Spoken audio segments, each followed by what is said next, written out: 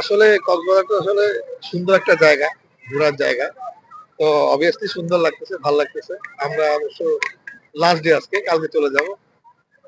এখন সিজন ভালোই লাগতেছে, আমাদের খুব ভালো লাগছে। আসলে বাংলাদেশে তো সমুদ্র দেখতে একটা জায়গায় আছে, কক্সবাজার।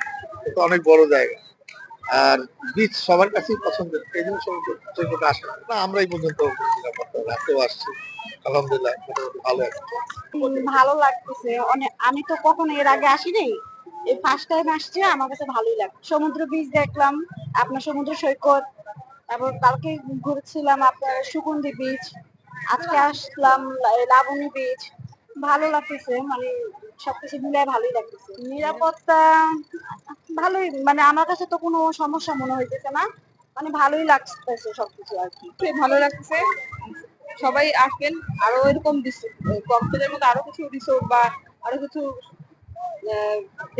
দেশের খোলা হোক, যাতে মানুষ আসতে পারে। আমার মনে হয় আরো একটু ভালো রিসোর্ট বা ভালো অনেক কিছু হোটেল, খাবার, এগুলো অনেক কিছু ভালো কিছু করা উচিত, মানে যেগুলো এখনো উন্নত হয়নি, আরো একটু উন্নত দরকার।